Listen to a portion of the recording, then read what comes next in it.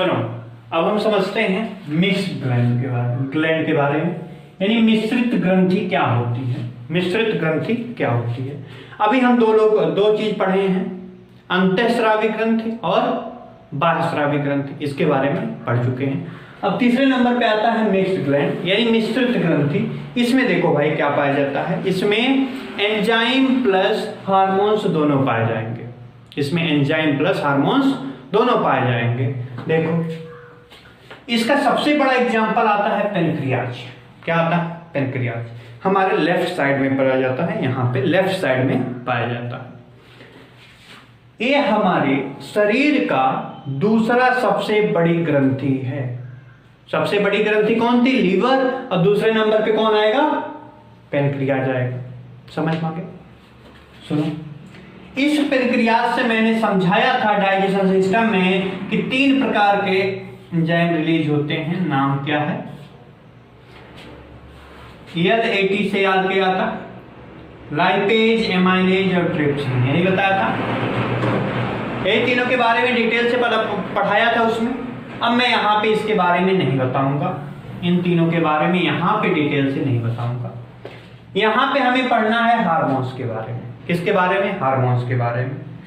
Number 1 hormones alpha cell आता है, दूसरा बीटा सेल, तीसरा गामा सेल। इन 3 सेल के द्वारा हार्मोन्स रिलीज होते हैं। सुनो, अल्फा सेल के द्वारा ग्लूकेगॉन रिलीज होता है। ग्लूकेगॉन रिलीज होता है। एक ग्लूकेगॉन पाया जाता है। एक ग्लूकेगॉन का काम होता है ग्लूकोज लेवल को बढ़ाना, ग्लूकोज को बढ़ाना। ग्लूकेगॉन का काम होता है ग्लूकोज को बढ़ाना। एक ग्लूकोज कहाँ बढ़ेगा? जो हमारे लीवर में प्रेजेंट है ग्लूकोज ग्लाइकोजन के फॉर्म में, जब हम खाना नहीं खाते हैं तो इसी को बढ़ाने का काम कौन करता है? Alpha cell. समझ में आ गया? अब बात करते हैं बीटा सेल की। ये जो बीटा सेल होता है, बीटा सेल में इंसुलिन पाया जाता है। इंसुलिन का काम क्या होता है? सुनो, ये इंसुलिन भाई सबसे पहली चीज याद रखना, ये जिंक पाया जाता है। इंसुलिन में क्या पाया जाता है? जिंक पाया जाता है। जिंक पाया जाता है। ये इंसुलिन जल में घुलनशील होगा, ये भाई याद कर लेना, जल में घुलनशील होता है क्या? इंसुलिन। ठीक है।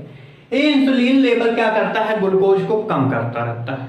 किसको? ग्लूकोज को कम करता रहता है। जब किसी के बॉडी में इंसुलिन की मात्रा कम हो जाती है तो उसके बॉडी में ग्लूकोज लेवल ज्यादा।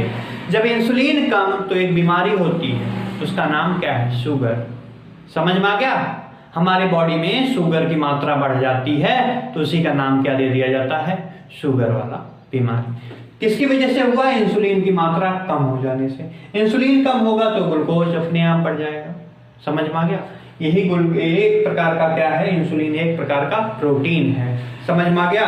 यानी ग्लूकोज अगर किसी का बढ़ा है तो किसकी वजह से बढ़ा है? इंसुलिन की वजह से। अगर इंसुलिन कम हुआ तो ग्लूकोज बढ़ जाएगा। समझ में आ गया? इसलिए इस पे ध्यान रखना, इंसुलिन कम ना होने पाए।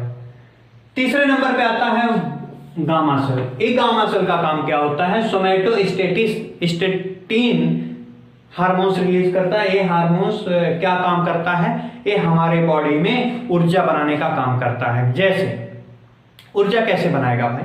जैसे आपने कुछ खाया, वो खाने वाली चीज का क्या हुआ? पाचन हुआ।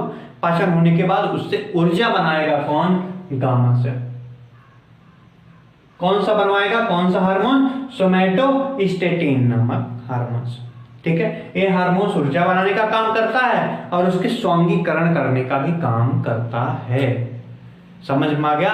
2 चीज काम करता है, ऊर्जा बनाने का काम और स्वांगीकरण करने का काम करता है। समझ में आ गया? अल्फा, बीटा और गामा के बारे में समझ गए। आपसे ये पूछा जाता है कि अल्फा और बीटा कहाँ पाए जाते हैं? क्या है भाई? एक प्रकार के हार्मोन्स हैं। अगर हार्मोन्स हैं और क्या बोल सकते हैं? अगर मान लो हार्मोन्स नहीं है तो क्या हो सकता है भाई? प्रोटीन है ना, एक प्रकार का प्रोटीन ही तो है। समझ में आ गया? हार्मोन्स एक प्रकार का प्रोटीन ही तो है भाई। समझ में आ गया? तो इसके बारे में डिटेल से समझ गए हैं। मिक्स्ड ग्लैंड में कौन आएगा? पेनक्रियाज। पेनक्रियाज के बारे में इतना ही है आपके सिलेबस में। ठीक है। कहाँ पाया जाता है पेनक्रियाज? हमारे लेफ्ट साइड में पाया जाता है। समझ में आ गया? यहां तक समझ में आ गया? ठीक है। धन्यवाद क्लास। मिलते हैं नेक्स्ट लेक्चर में।